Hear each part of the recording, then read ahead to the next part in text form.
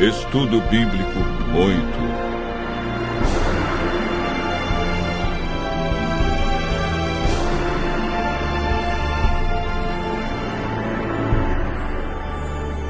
8. O milênio.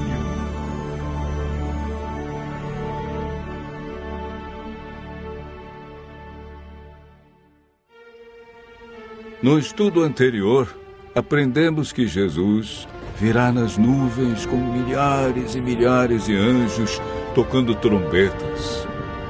A Bíblia diz que ele vem de maneira visível, literal, e que todo olho o verá. Aprendemos que por ocasião da volta de Jesus, haverá 4 classes de pessoas na terra. A primeira é composta pelos justos mortos, que farão parte da primeira ressurreição. A segunda classe é dos justos vivos, que serão transformados e levados para o céu juntamente com os ressuscitados. A terceira classe é formada pelos ímpios mortos, que permanecerão na sepultura. A quarta classe é a dos ímpios vivos, que serão mortos pelo resplendor da glória de Cristo.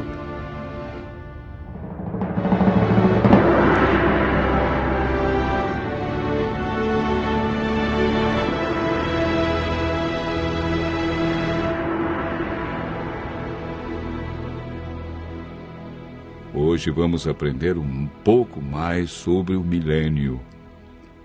A palavra milênio não existe na Bíblia, mas ela significa um período de 1000 anos e aparece 6 vezes em Apocalipse, capítulo 20, versos 1 a 10, referindo-se ao período entre a primeira e a segunda ressurreição. Sabemos que durante esse período, os justos estarão com Cristo no céu.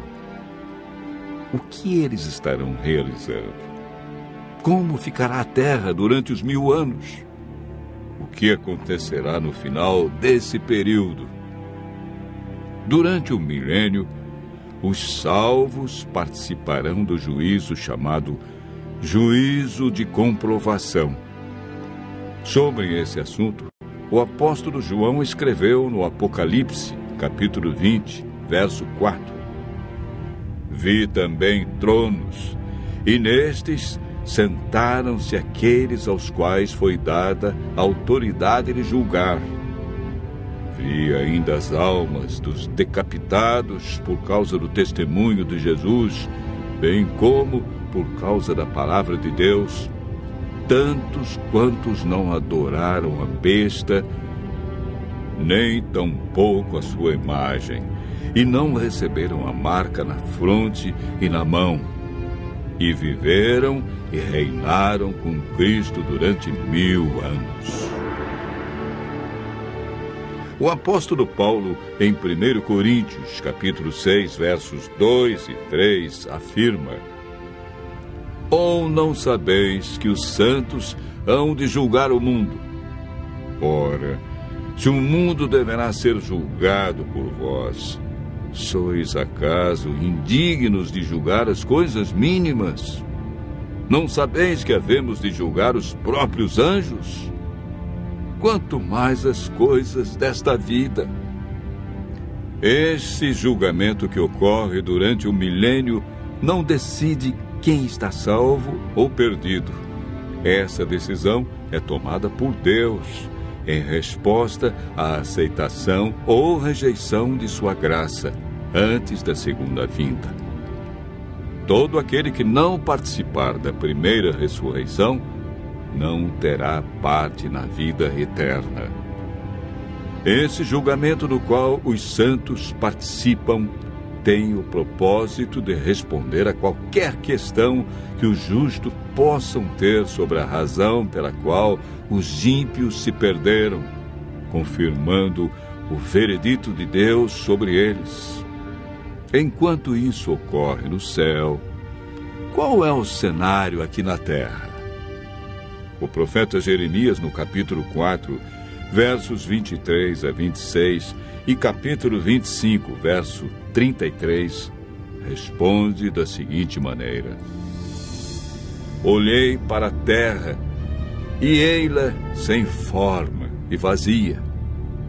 Para os céus, e não tinham luz. Olhei para os montes, e eis que tremiam, e todos os outeiros estremeciam. Olhei, e eis que não havia homem nenhum, e todas as aves dos céus haviam fugido. Olhei ainda, e eis que a terra fértil era um deserto, e todas as suas cidades estavam derribadas diante do Senhor, diante do furor da sua ira. Os que o Senhor entregar à morte naquele dia se estenderão de uma a outra extremidade da terra. Não serão pranteados, nem recolhidos, nem sepultados. Serão como esterco sobre a face da terra. O milênio é o período em que se cumpre esta profecia, quando a terra ficará sem forma e vazia como um deserto, como um abismo. Não haverá pessoa viva e as cidades estarão todas destruídas diante da vinda de Cristo. A terra ficará cheia de mortos, sem haver quem os sepulte. Estas circunstâncias são as cadeias que prendem Satanás a esta terra, contemplando o resultado da sua obra de morte e destruição, conforme descrito por João em Apocalipse 20, versos 1 a 3. Então vi descer do céu um anjo. Tinha na mão a chave do abismo e uma grande corrente. Ele segurou o dragão, a antiga serpente, que é o diabo, Satanás, e o prendeu por 1000 anos. Fechou e pôs selo sobre ele, para que não mais enganasse as nações, até se completarem os 1000 anos. Depois disto, é necessário que ele seja solto pouco tempo. Após os 1000 anos, ocorre a segunda ressurreição. Farão parte desta ressurreição todos que rejeitaram a Cristo, sua lei e seu plano de salvação. Apocalipse capítulo 20, verso 5, afirma: os restantes dos mortos não reviveram até que se completassem os 1000 anos. Esta é a primeira ressurreição. Eis agora o grande drama do Apocalipse. Acabaram-se os 1000 anos. Deus ressuscita todos que o rejeitaram e, consequentemente, Satanás é solto de sua prisão. Apocalipse capítulo 20, verso 3, diz que, depois disto, ou seja, depois do milênio, é necessário que ele seja solto pouco tempo. Por que pouco tempo? Porque Satanás realizará a sua última obra de engano na terra, preparando um grande exército, tão numeroso que a Bíblia diz que será como a areia do mar, para atacar a cidade santa, a nova Jerusalém, que João viu descer do céu. Esse maravilhoso acontecimento é descrito por João em Apocalipse, capítulo 21, verso 2. Vi também a cidade santa, a nova Jerusalém, que descia do céu, da parte de Deus, ataviada como noiva adornada para o seu esposo. Enquanto isso, Satanás reúne seu grande exército. Ele tem milhões de pessoas que foram ressuscitadas na segunda ressurreição. Apocalipse, capítulo 20, verso 9, diz: marcharam, então, pela superfície da terra e sitiaram o acampamento dos santos e a cidade querida. Desceu, porém, fogo do céu e os consumiu.